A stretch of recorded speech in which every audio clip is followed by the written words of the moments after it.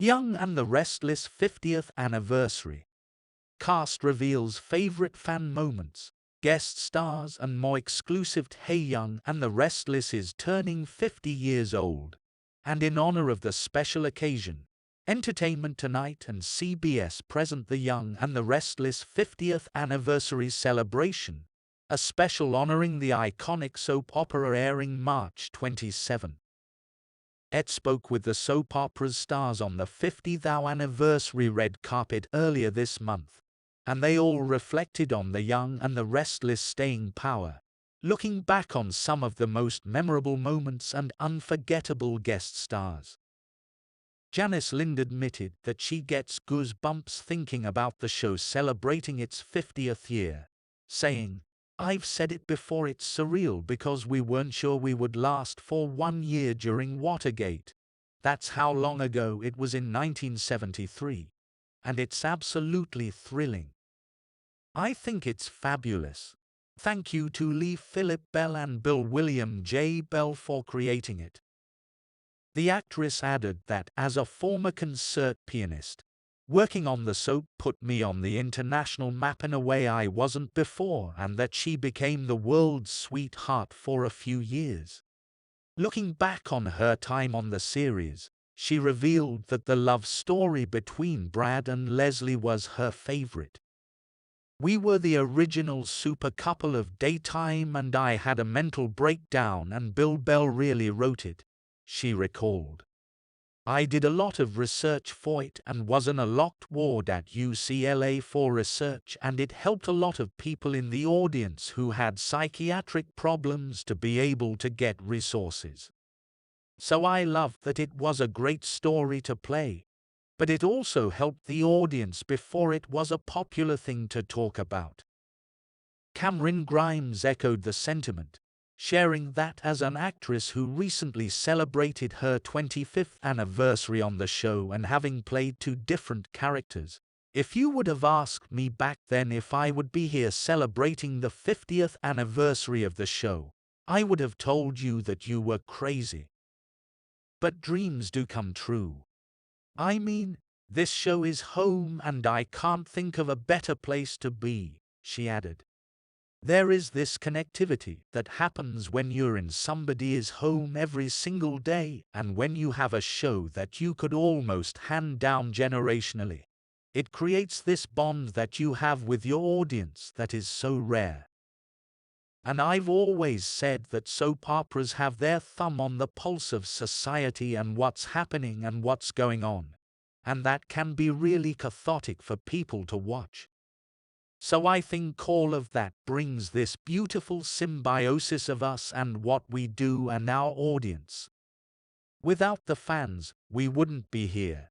And our wonderful creators, Bill and Lee Bell," Melody Thomas Scott told Ed. "They were very specific when they first started the show how they wanted it to be, how they wanted it to look, how they wanted it to feel for the viewers watching. And I think that we have maintained those even today, 50 years later.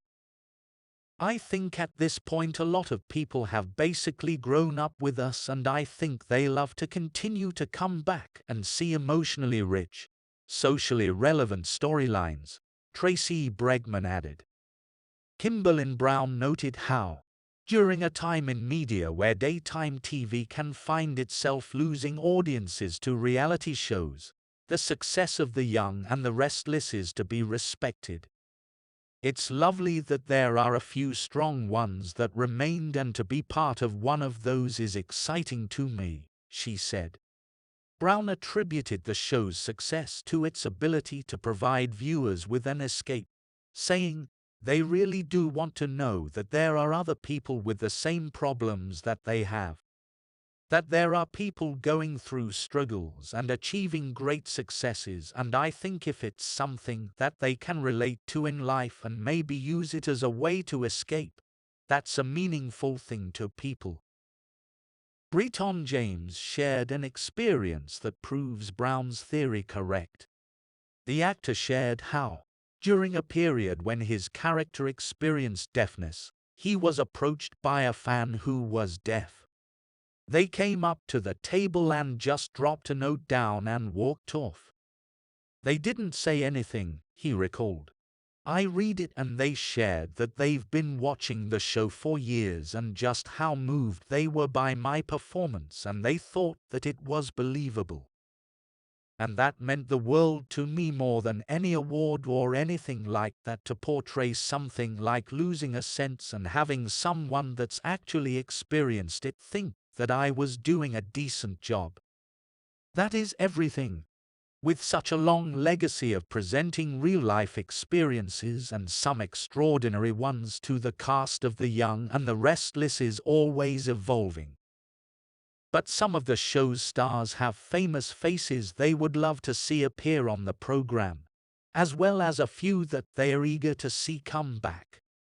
Grimes told Et that after finding out Billy Joe Armstrong was a fan of the show, she would be happy to see him make an appearance. I've always said that would be amazing, and I love Green Day, she added. I don't know what capacity, but I'm here for it. James threw Eva Longoria's name into the ring, noting that she was on the show a minute ago, as well as actor Shamar Moore, who previously played Malcolm Winters on the soap series. But most of all, James says he'd like Victoria Rowell to reprise her role as Drusilla Winters.